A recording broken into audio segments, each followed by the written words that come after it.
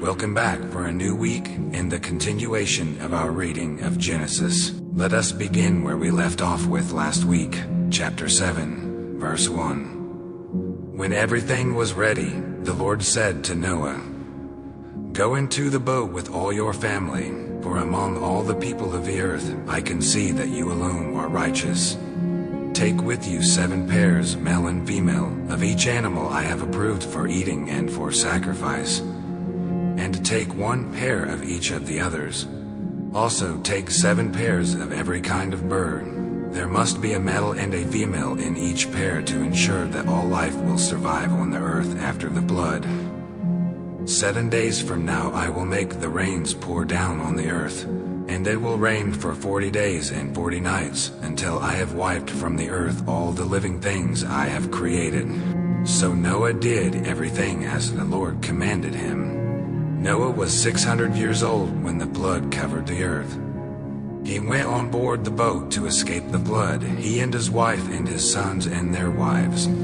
With them were all the various kinds of animals, those approved for eating and for sacrifice, and those that were not, along with all the birds and the small animals that scurry along the ground. They entered the boat in pairs, male and female, just as God had commanded Noah. After 7 days, the waters of the flood came and covered the earth.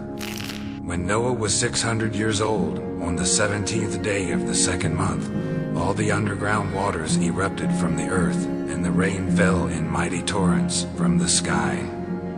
The rain continued to fall for 40 days and 40 nights.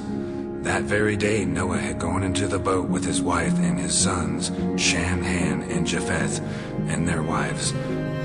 With them in the boat were pairs of every kind of animal, domestic and wild, large and small, along with birds of every kind.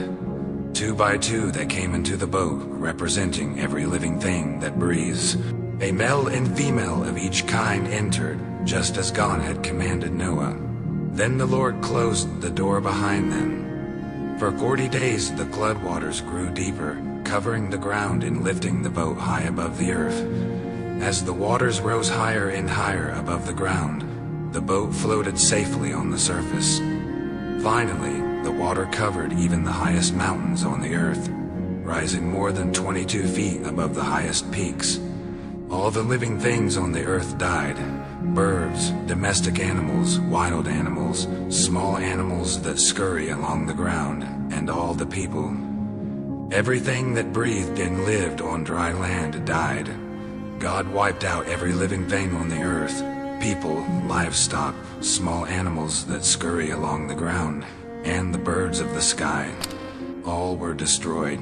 The only people who survived were Noah and those with him in the boat, and the flood waters covered the earth for 150 days.